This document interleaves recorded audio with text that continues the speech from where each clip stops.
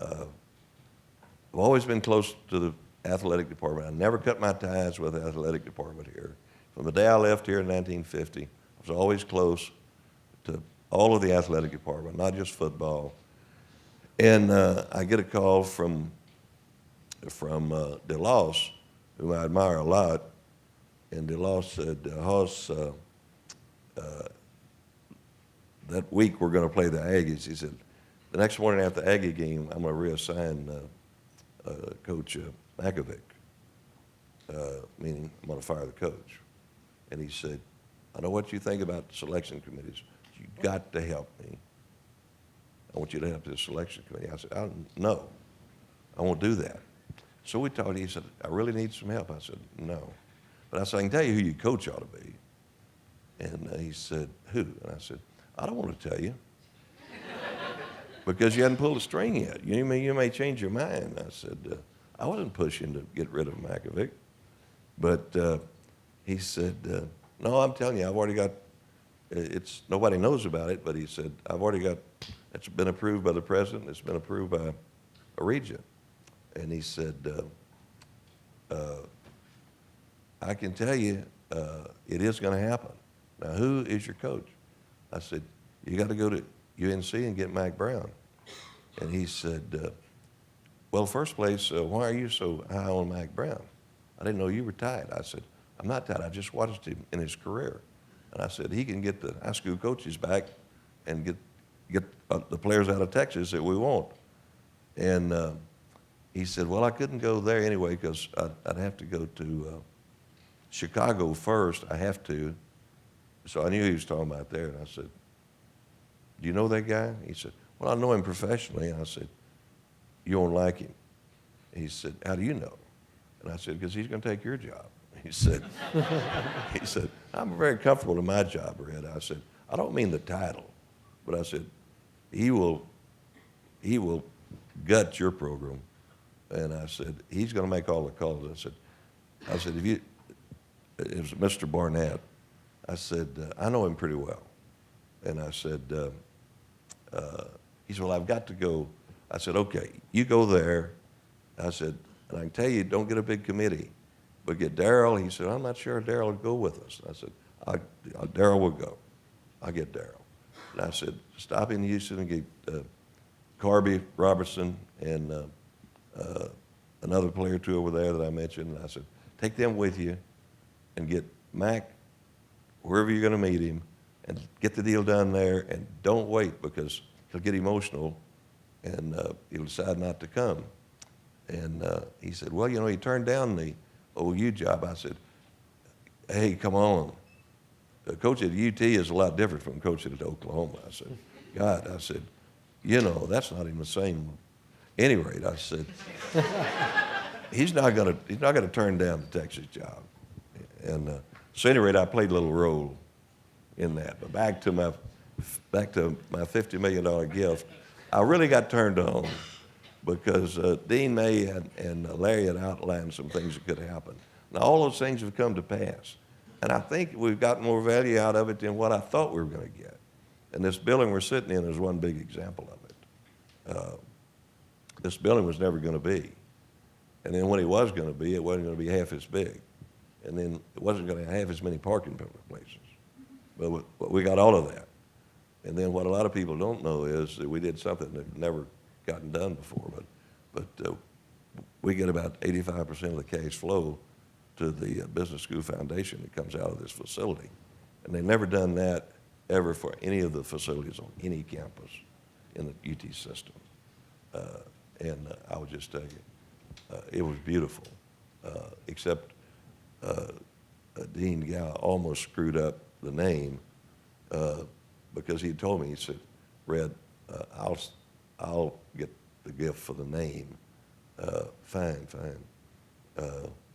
So then he called me. I said, who are you going to get? And he told me, and it was logical. But he called me in about 2 weeks, and he said, my deal's not going to work. He said, the guy's company won't let him do it. I said, okay. I said, then you stay out of it. I'll get the name done. So I went immediately to Whitaker AT&T, and I told him, $25 million, you're going to own the world, you're going to put all your own technology in here. People from all over the world are going to come to this, the greatest center that's ever been built on a campus, which it is, and it's just it's a steal for you. And he said, God, $25 million. And he said, how long do I have to pay it? I said, you don't have any time. You got to pay it now. So then this nearly got screwed up because he puts his minions on it, and it's working. It's going through it pretty fast and all. And I had called Dean Gow and told him, and he said, well, that sounds pretty good. But I didn't really pick up on that. But then the guy monitoring the thing for AT&T called me, and I knew him well too, and he said, God, Red, he said, you're trying to take advantage of us. I said, what are you talking about?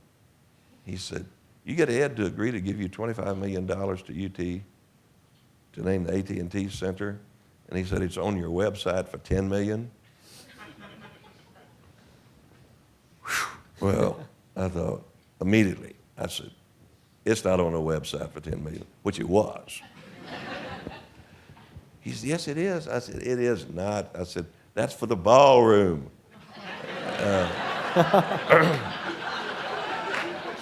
So I called Ed and I said, Ed, you know, we're set on that 25. We got to have it. He said, you got it. I just got to go through the routine and all. But anyway, we got to 25 million.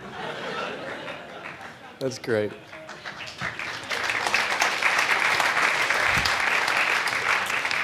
Now, I'm really getting carried away with all this, and Charlene is giving me that cut it. But I'm telling you, I can't tell you how much I enjoy talking to y'all and how much I appreciate the fact that you've given us your time and come and been a part of what we are here. And by your staying with your Leave a Legacy that got started here just a few years ago, it's just another tile you're going to have to the school. For whatever you feel like the school has done for you, it's just the beginning. And why would I do that? We've given, Charlene and I have shared our resources always, but we never had done a gift like that. But I knew that, honest to God, what happened here does change the world. And I knew that we had a real chance to go from having a pretty good business school to becoming a great business school. And I think that we're well on the way. I'll say this right in front of this dean right here. I did sit on that selection committee. I made peace with a lot of the faculty, and we get along fine. But I'm telling you, we've got a total winner. He understands it. He gets it. And we're in the middle of doing some really big things. And it's just going to get bigger. And I can tell you that where I see we're going, which you didn't ask, but we get our executive committee beefed up to where we're using all the technology that's available today and get the right kind of product out there. We have a brand now that's getting strong enough to where this school is going to really become one of the greatest schools ever. And we've got a way to do it. We can't do it all on the campus, but there is a way to do it. And so you guys are a great part of it. You've given us you've given the biggest of all gifts. You gave your time, and we appreciate you doing it. We appreciate everything you've done. I'm a double McCombs student now, so I have my diploma high in pride with that name. So I certainly appreciate it. I know everyone else does. I never in my life dreamed that they're going to put my name on this school. I can tell you that. You know, again, I never graduated from this school.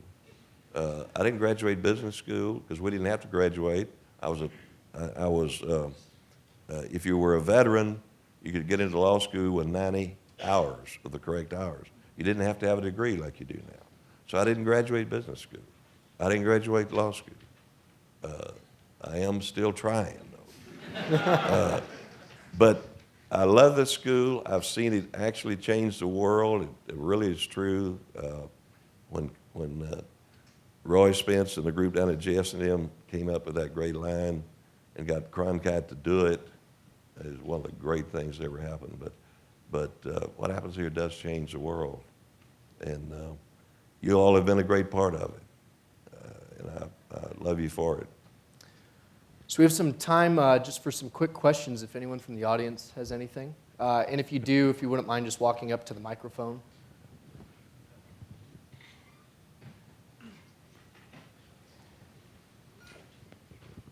Thank you for your time. Josh Tench. Just two quick questions. One, what's the best entrepreneurial advice you've ever gotten? And I'm still learning how to spell that word. And then two, what fuels you? You've got a 60-year career, and you said you sleep 4 hours a night, yet you've got so much energy. How do you balance that with family and everything else? Would appreciate your insights. First, let me say, family, I really can concentrate on one thing and move to something else, concentrate on that. But when I'm with my family, there's nothing else. I don't take calls at home. I'm famous from all of my associates and all who said, don't ever call Red at home. I don't want talking business at home. When I'm at home, that's a different world. That I don't let anything interfere. But then I do spend an awful lot of time away from home. I'm not saying the way I did it is that I would recommend to anyone else. You got to find out what works for you. And what would be the most important thing, say like in my world, what's best advice you ever got?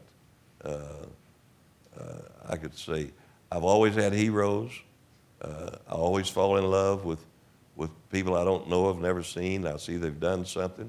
I learn as much about it as I can. I'm really impressed by people who make things happen. When we did Clear Channel, that was never planned at all. We did the biggest company in the world in radio and outdoor. But my partner, Larry Mays, was a close social friend. He's 8 years younger than I, and he'd gotten a little. He was a Harvard investment banker, but he had also a business broker. And we had a little FM station in 1972 that was barely on the air. And it's before FM really had made much of an impact. And he had sold it to a mutual friend of ours for $125,000. He came by and he said, Sam can't close on that deal. Why don't you buy that station? I said, I don't want that station. But I said, Larry, if you will commit to me that you'll really go to work to buy WOAI, which was the big hitter, Clear Channel station, you and I will buy that station. And he said, I'm not in a position to buy anything. I said, I'll get all the money at Frost Bank. Don't worry about it. We never put a nickel in that company. We took hundreds of millions out of it. We built it on a very simple platform. There was nothing exotic about it at all. It worked. But I'm just saying, what would I say for someone to do today if I were out there starting? I don't know. But I doubt before I go to sleep tonight if I don't see something else I want to do.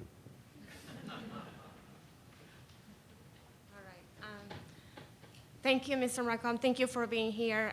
My question is around the automotive industry. So in recent years, as we know, technology has evolved significantly, and a lot of users now go online for their purchases of vehicles. And I would like to get your perspective on how do you see this? Is it a positive thing for dealerships? Is it a negative? I would like to get insights on your perspective on for example, new sites like TrueCar, AutoBytel, and how they are trying to work with dealerships today. Would you help me with that? I didn't quite catch all of it. Just the impact of online auto sales for dealerships. Oh, online auto ship. Yes. We now think that about 70% of the new vehicles sold have Autoline related, although they come to the showroom to do the car, but they've done a lot of shopping online, and they know a lot about the cars. I just started a new fund, which I'm really not a fund kind of guy. I just started a new fund with a young man that really a bright idea guy, and he had some ideas about some auto products. That's such a huge industry, but it's still underserved insofar as the utilization of the web.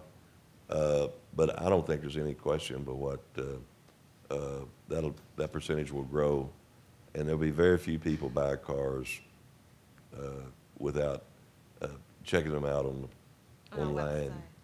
website. So that's a part of what that industry is. We're trying to. I've got a division of my little world that we call McCombs Partners. You can look it up on the web. It's run by a 98 graduate BBA from here, 4-year letterman as a right-hand pitcher. His name is Rad Weaver. I met him when he was a senior in high school. I tagged him immediately that I wanted him to be my guy. And